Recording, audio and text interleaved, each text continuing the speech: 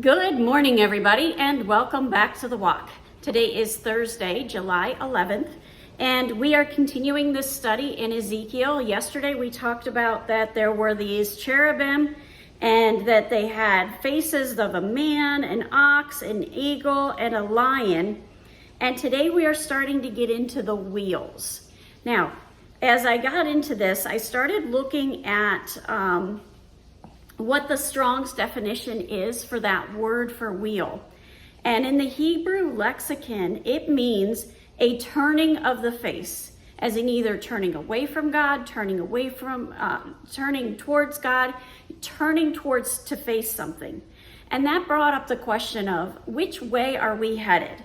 We've got to end, as we move forward in this vision and start to understand the things that Ezekiel saw, we have got to remember how difficult it can be to describe something that you've never seen before. Imagine trying to describe an airplane and what an airplane does if you've never seen one before.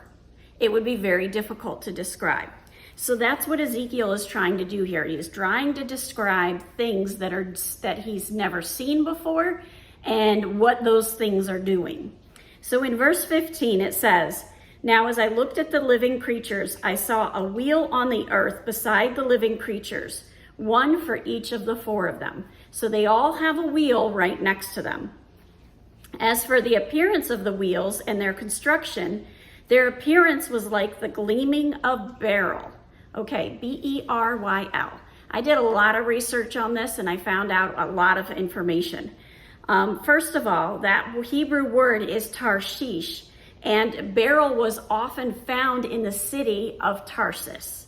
And in addition to that, it's a gem. It could also be called a topaz. But when I got to the pictograph, I was blown away at what I found. It is the picture of a head, as in the head of a chief or of a tribe or a family. It is also the head that grants permission for a betrothal of their daughters and determines who inherits the family's wealth. So when we think about this, who is the head of the church? Christ. We are the bride. He is the head of our family. He is coming to get us, and he's coming back to get us. Now, when I got to BibleStudy.org, I found some things that were very interesting. Beryls were also listed as the fourth stone that adorned Lucifer, as in Satan, and before he became God's enemy. It was done in order to make him beautiful and radiant. So these wheels are beautiful and radiant. In addition to that, it can also be called, in some other translations, yellow quartz, chrysolite, not crystal light like the drink, but chrysolite. And in the Strong's word in Greek, it's beryllus, and that word shows up in Revelation. We have beryl in Revelation. So in Revelation 21, verses 19 to 20, it says, "The walls of the foundation of the city were adorned with every kind of jewel." This is the New Jerusalem that's being described. "The first was jasper, the second sapphire, the third agate, and the fourth emerald, the fifth onyx, the sixth carnelian, the seventh chrysolite, the eighth beryl, the ninth topaz, the 10th chrysoprase, the 11th jacinth, and the 12th amethyst." So it is the first stone. So it is listed as the 8th layer of the foundations of the wall of this city. In addition to that, it is the first stone listed in the 4th row of the priestly breastplate. So that symbolizes strength and unity. As we continue on in verse 16, it says, "And the four had the same likeness, their appearance and construction being, as it were, a wheel within a wheel." So a wheel within a wheel represents the ability to go anywhere and stability. It's describing God. In addition to that, and one of the words for God being able to go everywhere is omnipresence. Verse 17. When they went in any of their four directions without turning as they went.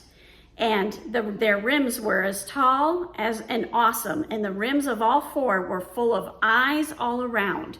What do these eyes all around the rims mean? Being able to see everything. God is not just omnipresence everywhere and everywhere at every time. He is all-knowing. He's omniscient. He is all-knowing and all-powerful.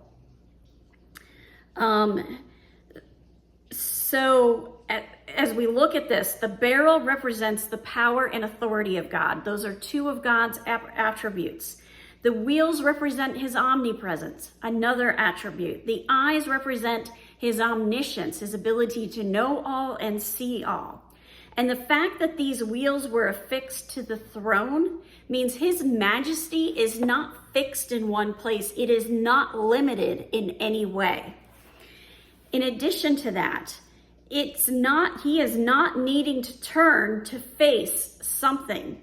The position is not being readjusted by his body or his person. It is readjusted by his majesty, his omniscience, and his omnipresence. It points to the fact that he's omnipotent. He is all powerful. All of these things in this part of the vision is pointing to the attributes of who God is. Have a wonderful day. God bless, and keep walking the walk.